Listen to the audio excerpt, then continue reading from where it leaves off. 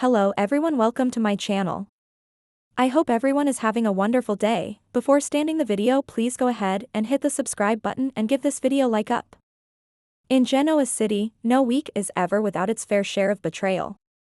Emotional whirlwinds and shocking twists, and this week on The Young and the Restless, June 30th to July 4th, was no exception.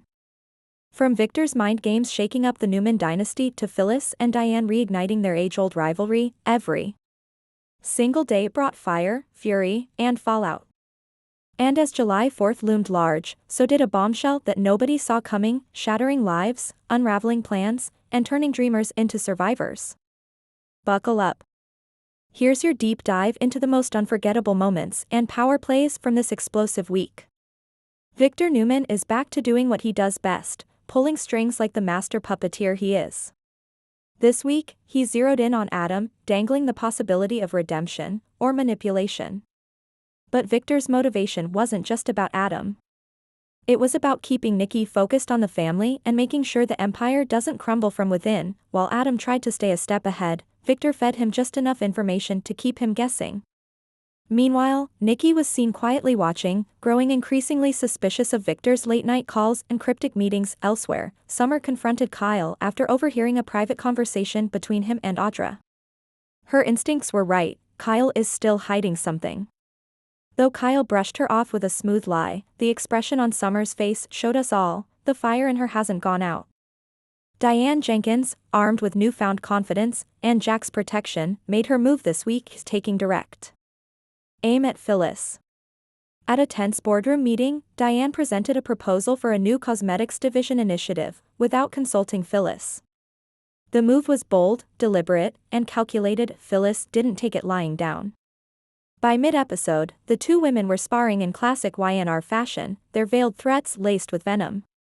Jack, caught between the two women once again, tried to play mediator, but everyone could see his loyalty leaning toward Diane. Meanwhile, Mariah and Tessa returned home to an unsettling discovery: someone had broken into their apartment. Though nothing was stolen, Mariah couldn't shake the feeling that it was more than a random act. A stalker subplot? Fans are already buzzing. Chelsea found herself struggling with the weight of guilt and fear. After a private session with her therapist, she realized she might still have unresolved feelings for Billy. Connor's recent struggles have only added fuel to that emotional fire. But Billy is wrapped up in another problem: his complicated partnership with Lily and the unfinished business they both pretend is over. Speaking of unfinished business, Sharon met with Nick to talk about Faith's college plans, but the conversation quickly turned emotional when Sharon confessed she's not okay. The loss of Cameron still lingers in the back of her mind, and her recent conversations with Chance have triggered something deep. Nick, trying to be supportive, asked her directly, "Is there someone new?" Sharon hesitated.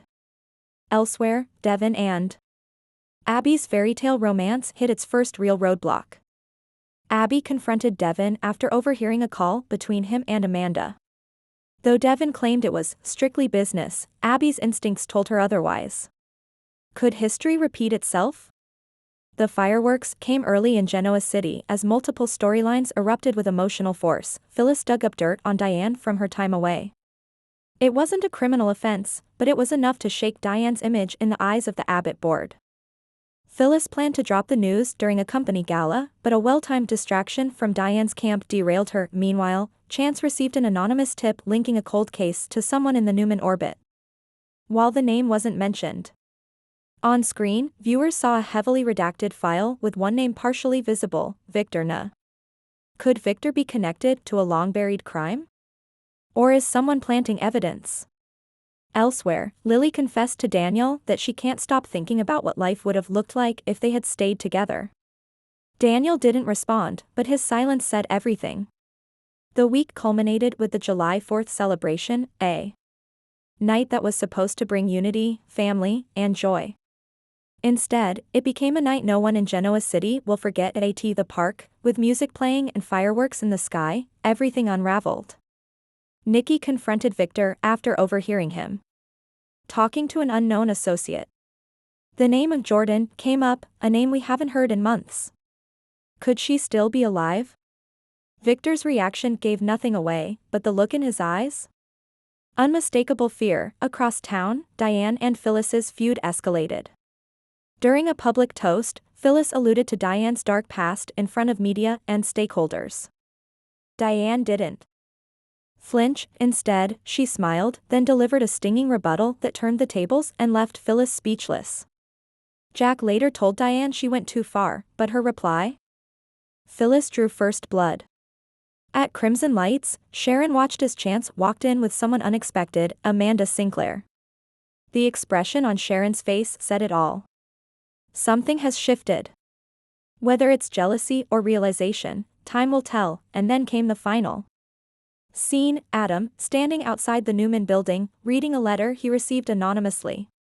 Just one sentence, typed in bold: "You're not who you think you are." This week was a perfect blend of psychological drama, slow burn romance, and high-stakes mystery.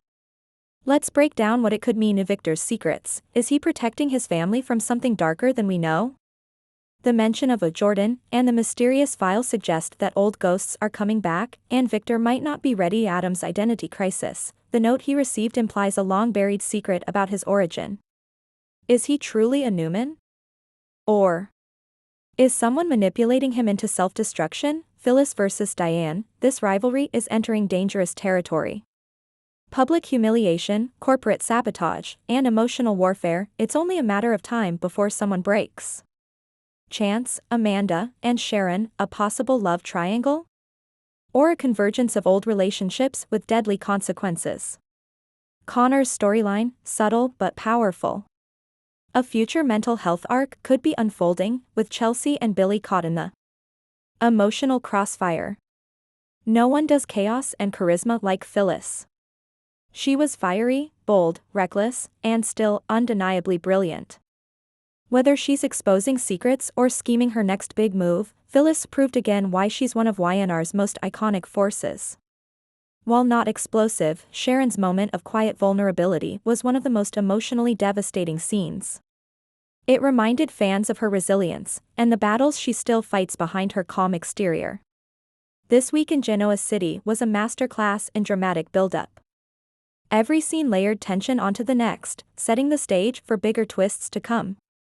As we step into July, alliances are fracturing, secrets are surfacing, and one truth is clearer than ever: in this town, no dream is safe, no loyalty unshakable, and no secret buried forever.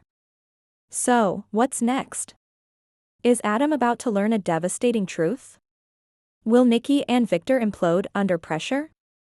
Could Diane's victory be short-lived? Stay tuned. Because in The Young and the Restless, fireworks don't end on the 4th of July, they're just getting started.